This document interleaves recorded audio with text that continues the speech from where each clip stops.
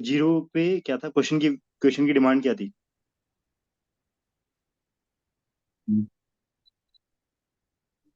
अच्छा, ए पे चार्ज की वैल्यू पता करनी जिससे एफ नेट जीरो है ना, ठीक है सही है। ओके, चलो ठीक है, इसको कराता हूँ मैं, इसको आज की क्लास के आखिरी आखिरी में डिस्कस करता हूँ। उससे पहले आज की क्लास देख लो, उसका इससे थोड़ा बहुत रिलेशन है, इक्विलिब्रियम प्रॉब्लम कहते हैं इनको हम लोग, ठीक है। उसका थोड़ा बहुत रिश्ता है इसके साथ, तो क्या पता उसके बाद हो जाए, क्लास के बाद। ठीक है, एक मिनट रुको, हाँ। डन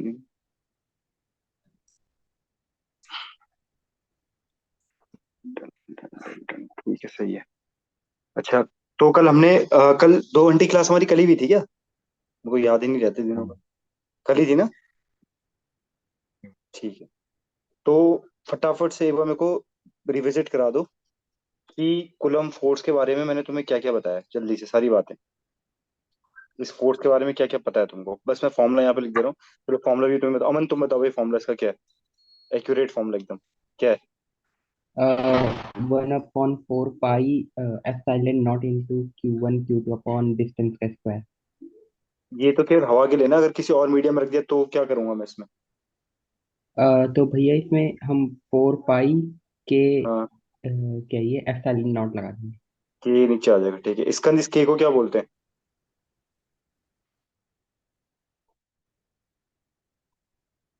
डाइलेक्ट्रिक कांस्टेंट, ठीक है। किसकी प्रॉपर्टी है? मीडियम की है, ठीक है। अच्छा, ऋषभ, वाटर के लिए के कितना होता है? 80। 80। एयर के लिए? एक। एक। और एक और याद रखियो, कंडक्टर के लिए बताया था मैंने क्या? नहीं बताया जीरो था? है उसके लिए। नहीं नहीं, इंफिनिटी। कंडक्टर के लिए इन्फिनिटी होता है। हाँ, कंडक्टर मतलब जैसे कोई भी मेटल भी आ गया ना, तो उसके लिए भी इन्फिनिटी चलेगा हमारा, ठीक है। अच्छा, ये हो गया था। और बताओ, इसका नाम, इसका और क्या बताया था इस फोर्स के बारे में? किस तरह की ये चार्जेस के लिए एप्लीकेबल है? किस तरह? ये डिस्टरबेंस आ रहा है किसी के फोन से, जिसके फोन से डिस्टरबेंस आ रहा है वो उसको, किसके फोन से आ रहा है? मतलब जब क्वेश्चन पूछना हो तब। हाँ, बोलो। मेरी आवाज आ रही है क्या? ठीक है, एक मिनट रुक जाओ, ठीक है। हाँ, तुम बताओ, क्या कहता मैं स्कंद की कुलम फोर्स का, और इसके बारे में और बातें बताओ मुझे जल्दी जल्दी से, क्या क्या थी? एक तो ये फॉर्मूला हो गया, और सेंट्रल फोर्स से डायरेक्शन निकालते हैं। सेंट्रल फोर्स का मतलब क्या होता है?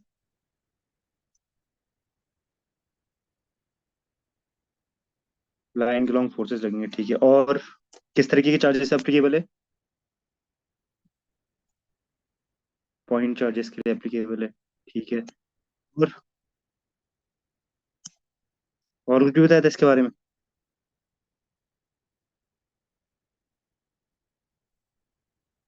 मीडियम डिपेंडेंट है, वो तो खैर यहीं पे आ गई बात।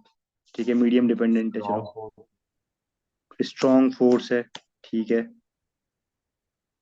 एक और ये चीज बताई थी मैंने, इनवेरियंस। अमन, इसका क्या मतलब था, इनवेरियंस?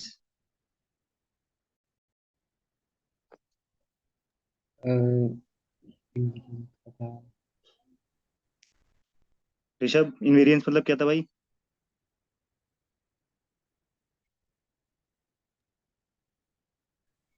पता नहीं। पता नहीं, इसका तुम्हें याद आ रहा है? ऐसा कुछ बताया था मैंने कि ऐसे एक इक्वेशन बताई थी मास की, M is equals to M naught upon under root of 1 - v² upon c²। मैंने कहा था कि मास किस पे डिपेंड करता है, वेलोसिटी पे डिपेंड करता है ना। लेकिन हमने कहा था अगर कोई चार्ज है, अगर चार्ज की मान लो, इस चार्ज की वैल्यू है 2 कूलम, ठीक है। और ये चार्ज रेस्ट पे है। अगर तुम इस चार्ज को चला भी दोगे, किसी भी रफ्तार से चला दो, लाइट की स्पीड से भी चला दो, उतने से चला नहीं सकते वैसे, बट अगर किसी भी वेलोसिटी से चला दो, तो ये जो चार्ज होता है इसकी वैल्यू हमेशा कांस्टेंट रहती है। ये डिपेंड नहीं करती कि कितनी रफ्तार से वो चार्ज पार्टिकल चल रहा है, ठीक है। तो इसको कहते हैं प्रॉपर्टी ऑफ इनवेरियंस, कि उसकी वैल्यू वेलोसिटी पे डिपेंड नहीं करती, चार्ज अपना कांस्टेंट रहता है। अच्छा अमन, जब ये फॉर्मूला अप्लाई करते हैं तो भाई यहाँ पे Q1 Q2 का साइन यूज करते हैं क्या, कि विदाउट साइन वैल्यू रखते हैं?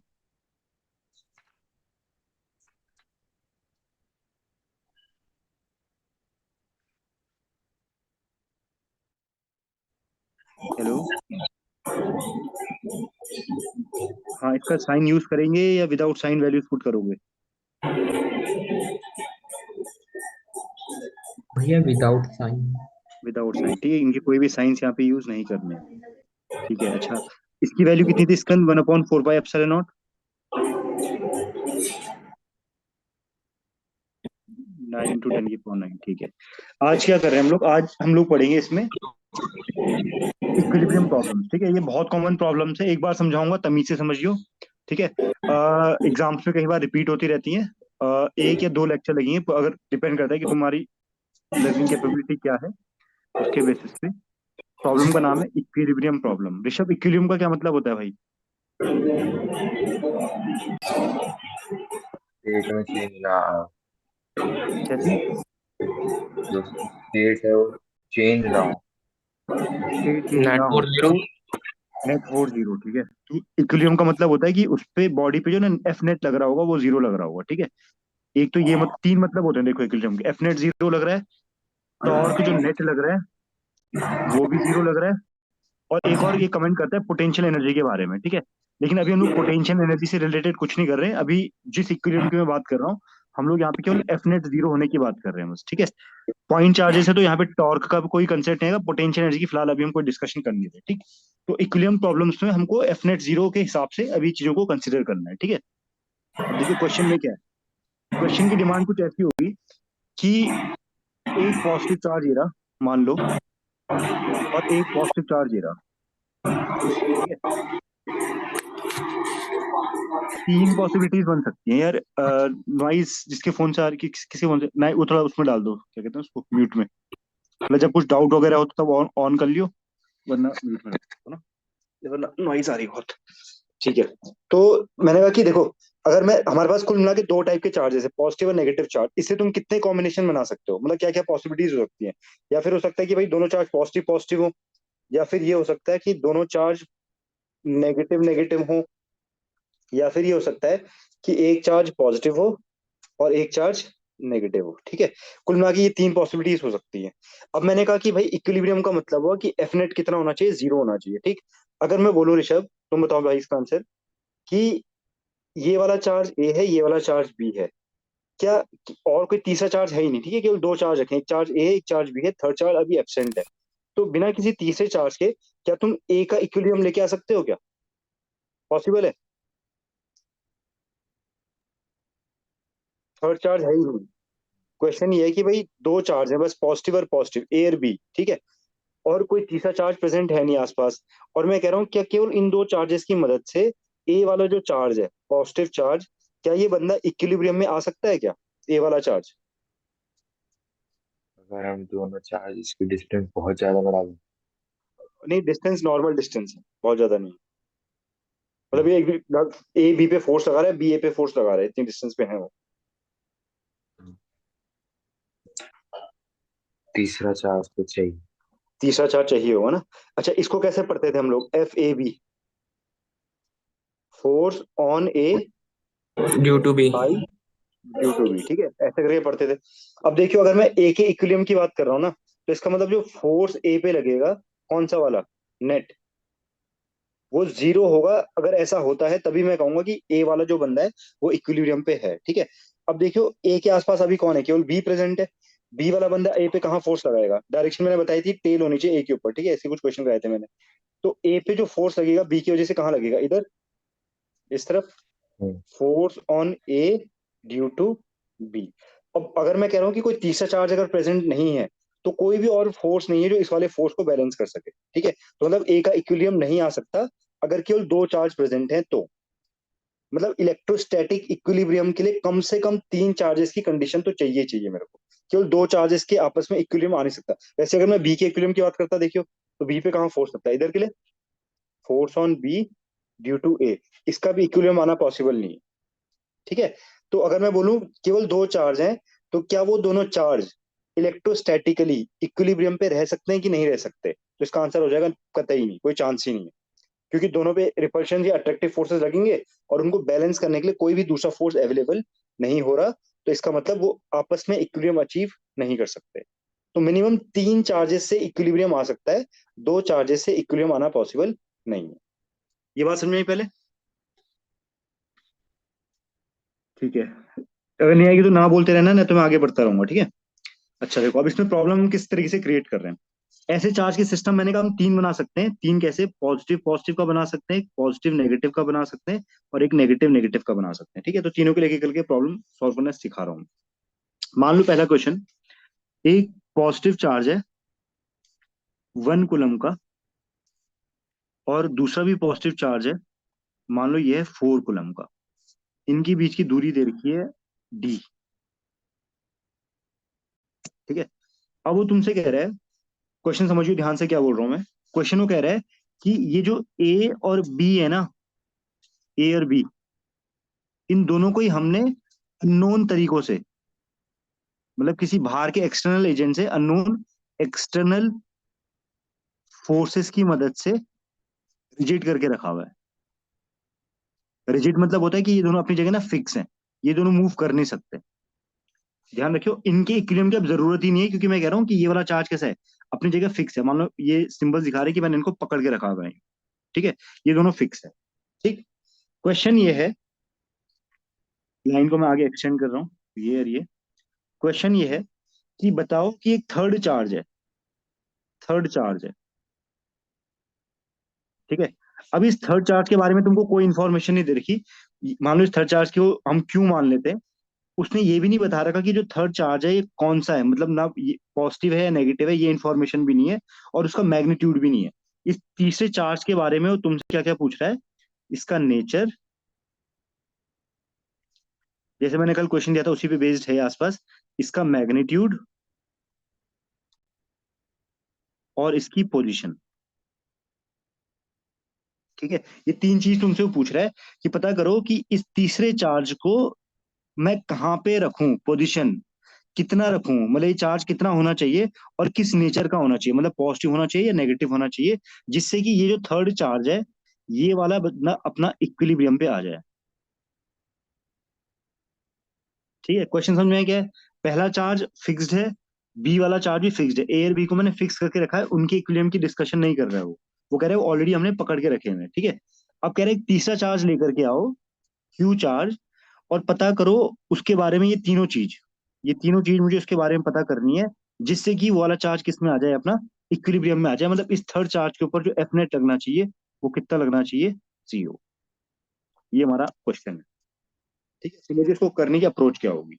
पहले क्वेश्चन में किसी को डाउट है, क्वेश्चन की भाषा क्या है? एक बार बोलना। क्वेश्चन क्लियर है?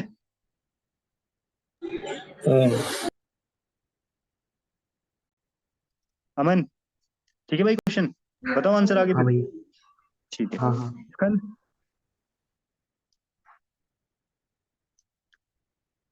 चलो ठीक है, देखो आगे। ठीक है, देखो आगे फिर। अब देखो इसमें ना तीन पॉसिबिलिटीज हैं, मतलब ए और बी के बीच में ना तीन तरीके के रीजन बन रहे हैं। एक तो हो सकता है, क्या पता मैं यहाँ रखूं, फर्स्ट रीजन कह रहे हैं इसको हम लोग। क्या पता इनके बीच में कहीं रखूं, इसको सेकंड रीजन बोल देते हैं। और क्या पता यहाँ कहीं रखूं, इसको कह देते हैं थर्ड रीजन।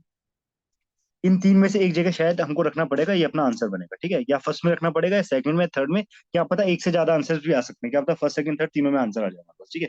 देखियो जरा, अब पहली बात तो मुझे पता नहीं कि चार्ज का नेचर कौन सा होना चाहिए, ठीक है। उसने मेरे को बता नहीं रखा ना कि नेचर कौन सा है। मैं अज्यूम कर लेता हूँ पहले, मान लो पहले ना पॉजिटिव चार्ज को रख करके देखते हैं। पहले सोचते हैं कि यार पॉजिटिव चार्ज को रखने से क्या सीन चल रहा होगा।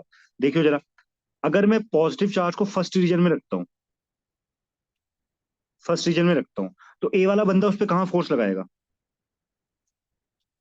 राइट की। मैं डायरेक्शन को नाम दे रहा हूँ, ठीक है, डायरेक्शन को। ये वाली डायरेक्शन पॉजिटिव है, और ये वाली डायरेक्शन नेगेटिव, उसके हिसाब से आंसर बताओ मेरे को। पहले वाले रीजन में मान लो कि मैं पॉजिटिव चार्ज रखता हूँ। मैं पॉजिटिव क्यों ले रहा हूँ, मैं अपनी मर्जी से ले रहा हूँ ऐसे, यहाँ पे उसने मेरे को चार्ज की वैल्यू दे नहीं रखी मेरे को। तो मैं दोनों केस मेरे को चेक करने पड़ेंगे, तो पहले मैं पॉजिटिव के लिए चेक करूंगा, फिर मैं नेगेटिव के लिए करूंगा, ठीक है। तो मैं क्या करता हूँ, फर्स्ट रीजन में पॉजिटिव चार्ज रख के देखता हूँ। बताइए यहाँ पे इक्विलिब्रियम में आ सकता है क्या, पॉसिबल है?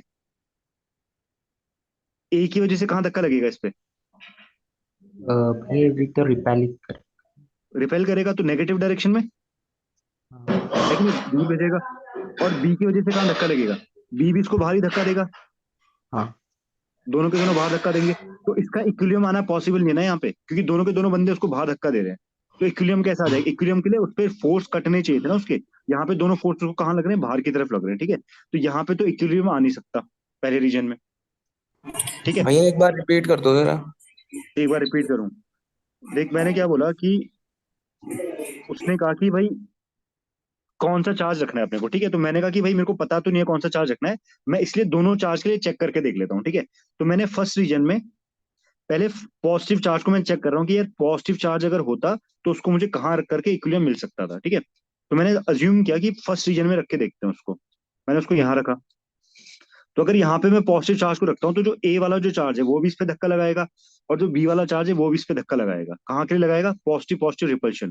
डायरेक्शन देखियो, फोर्स मान लो इसको सी बोल देते हैं, तो फोर्स जो सी पे लगेगी ए की वजह से बाहर की तरफ, और बी की वजह से भी जो इस पे फोर्स लगेगी बाहर की तरफ। बाहर की तरफ, तो दोनों फोर्स एक ही डायरेक्शन में लग रहे हैं। मतलब ये दोनों हम्म। फोर्स फिर आपस में कैंसिल आउट हो नहीं सकते। तो मतलब इस रीजन में इसका इक्विलिब्रियम आना पॉसिबल नहीं है। हाँ ठीक है, ठीक है ठीक है ठीक अच्छा, अगर पॉजिटिव की जगह मैं यहाँ पे नेगेटिव को रख के देखता मान लो, तो क्या होता? ए वाला इसको अपनी तरफ खींचता, और बी वाला भी इसको अपनी तरफ खींचता। तो नेगेटिव भी नहीं रख सकते क्योंकि वो भी दोनों एक ही तरफ जा रहे हैं। है। हाँ। ठीक है, तो मतलब ये वाला रीजन तो हमारा रिजेक्ट हो गया, हम फर्स्ट रीजन में चार्ज को रख नहीं सकते। ठीक है, थर्ड में चेक करके देखो जरा, ऐसे अपने आप जरा बताओ मुझे थर्ड में रख के, पॉजिटिव और नेगेटिव दोनों के लिए अगर मैं थर्ड रीजन में रखना चाहूँ तो क्या पॉसिबल है? फटाफट से चेक करो।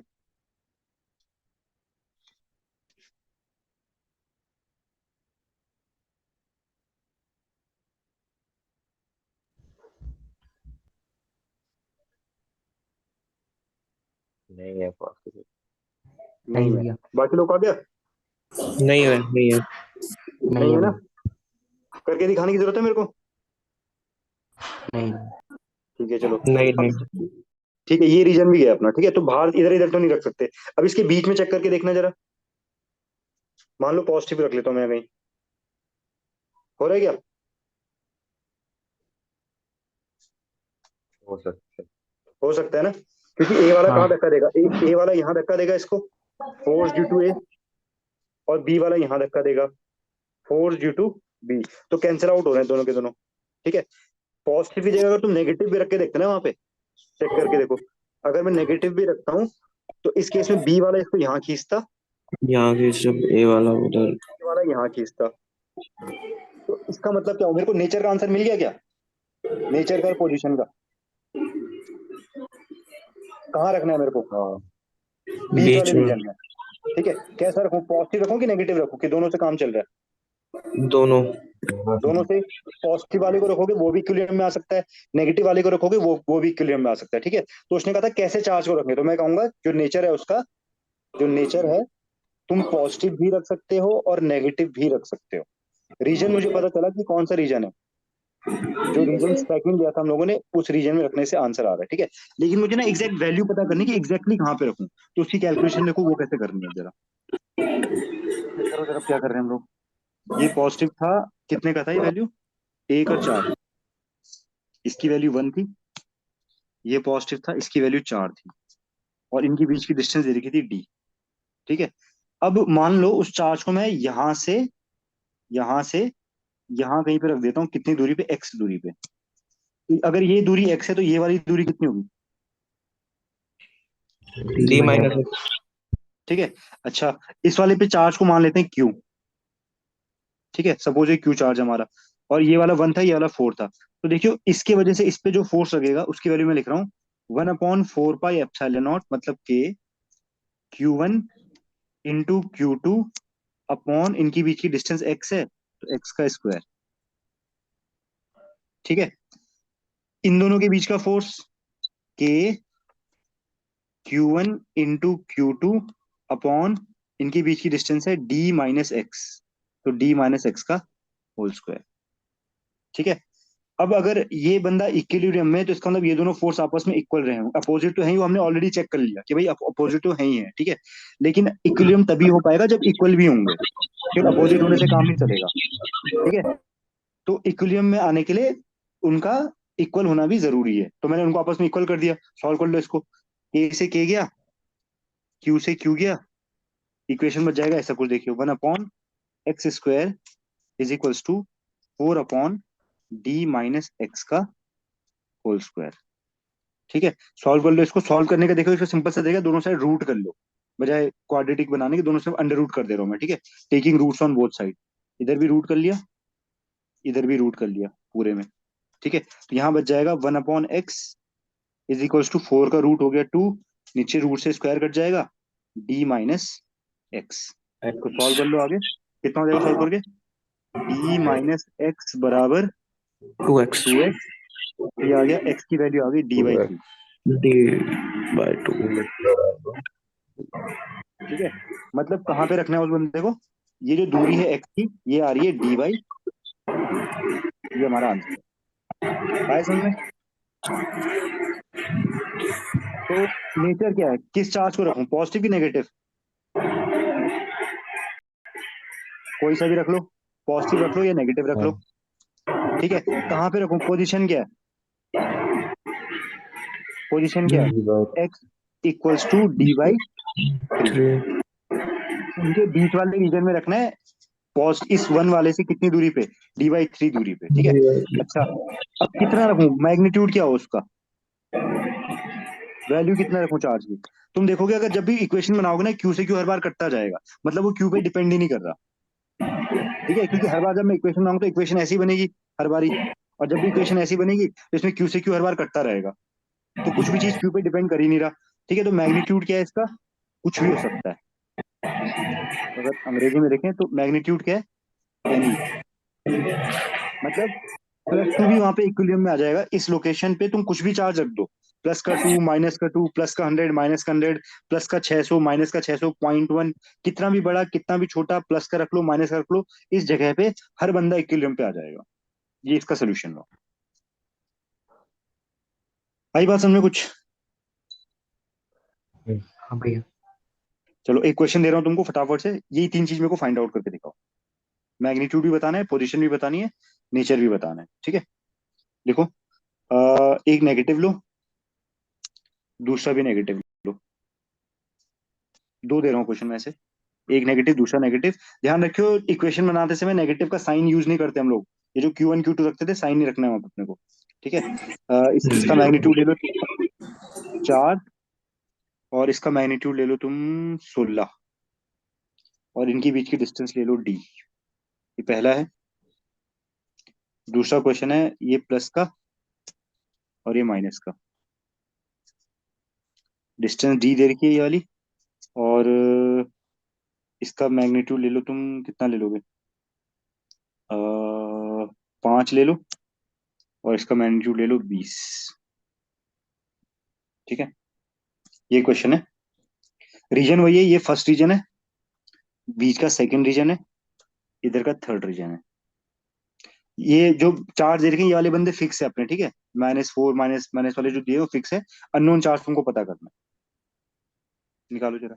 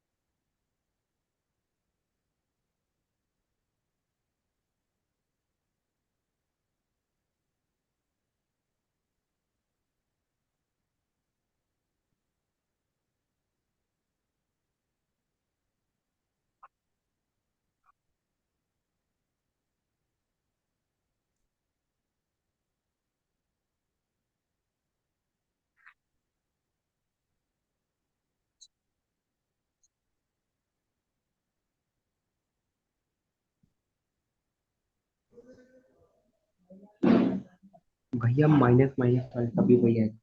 क्या आंसर है? वही नीचे पॉजिटिव नेगेटिव दोनों और हाँ, क्वेश्चन रखना कहाँ पे? बीच वाले रीजन में कि फर्स्ट सेकंड थर्ड रीजन का नाम बताओ पहले। बीच सेकंड, वाले में, ठीक है। बीच कितनी दूरी पे? D/3। D/3 कहाँ से? 4 से कि 16 से? ये आ रही है 4 से। यहाँ से, यहाँ से D/3 से, चलो ठीक है, सही है। अगला करो।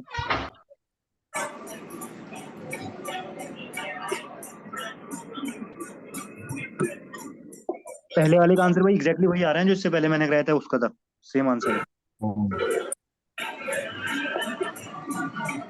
ये वाला करके दिखाओ, ये थोड़ा काम का है।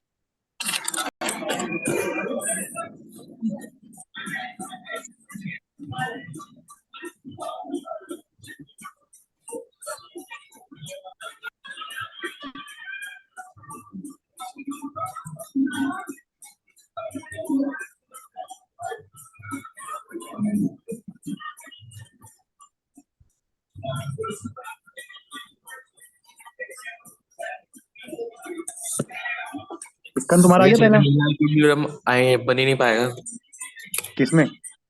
सेकंड थर्ड में? वाले में। क्यों सेकंड वाले में क्यों नहीं बनेगा? फर्स्ट वाला हो गया तुम्हारा? फर्स्ट वाला तो हो गया। ठीक है, सेकंड में बन रहा है, क्यों नहीं बनेगा? ढूंढो कहाँ बनेगा। चलो मैं कराता हूँ इस वाले को, थोड़ा पहली बार करने में दिक्कत है। इसका तेरा पहला हो गया भाई? फर्स्ट वाला आ गया पक्का? सेकंड वाला में डिस्टेंस चलो। कौन सा वाला? फर्स्ट वाला? फर्स्ट वाला कह रहे हो क्या इसका? ठीक है, ओके, देखो फिर। अभी पहले एक बार फर्स्ट वाला देख लो यार, उसके बाद फिर सेकंड वाला मैं साथ में कराता हूँ। ठीक है इसका ठीक देखो, रीजन समझ में आया? इसका कौन सा वाला है? सेकंड वाला रीजन क्यों ले रहे हैं लोग? क्योंकि देख, अगर फर्स्ट में रख के देख लेना, हाँ, फर्स्ट फर्स्ट में रख के देखोगे तो दोनों के दोनों उसको इधर ही खींचेंगे तो आ नहीं सकता। यहाँ इधर थर्ड में रख के देखो पॉजिटिव को, ये दोनों के दोनों फिर इसको अपनी तरफ खींच लेंगे तो फिर आ नहीं सकता।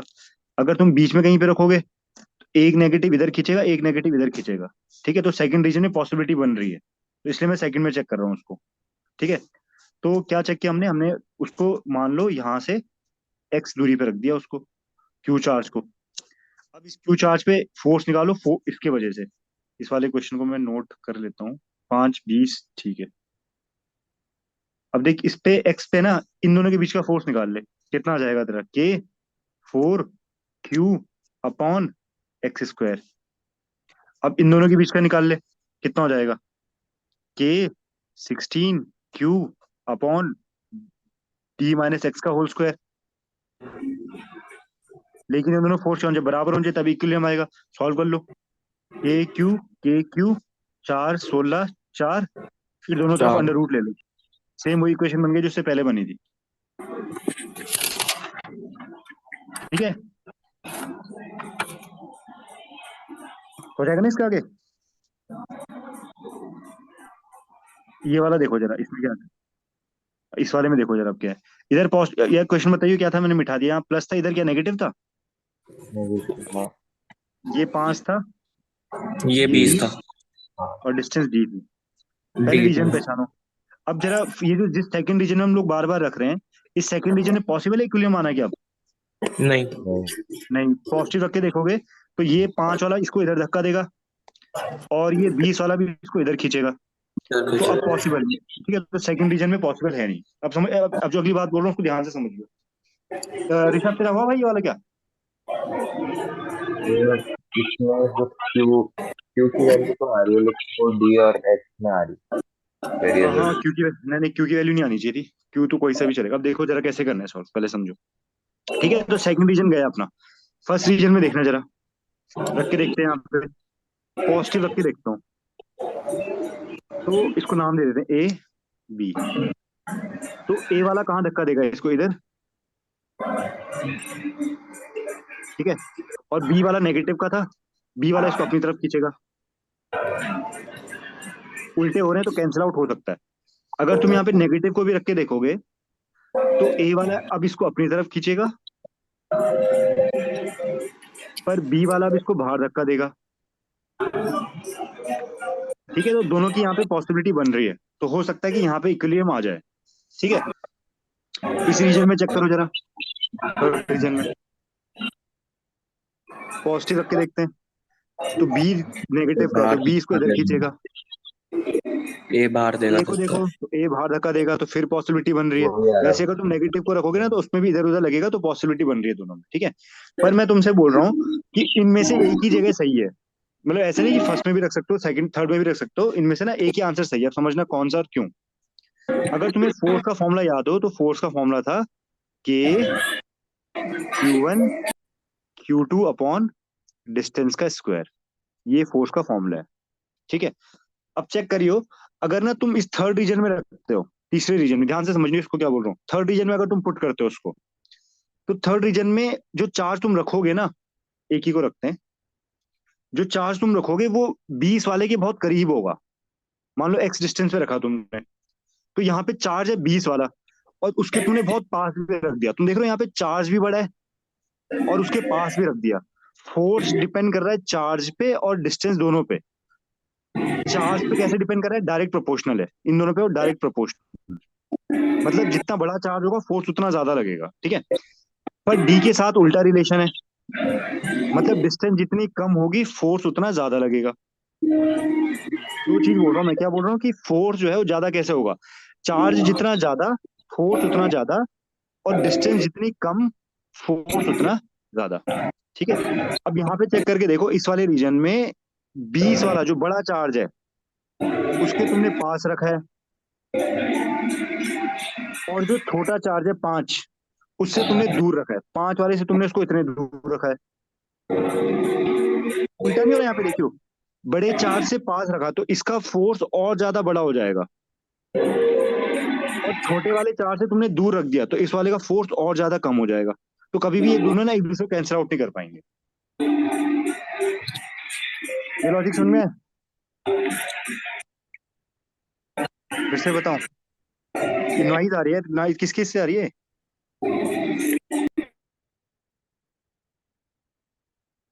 अब ठीक है, चलो दोबारा समझो इसको।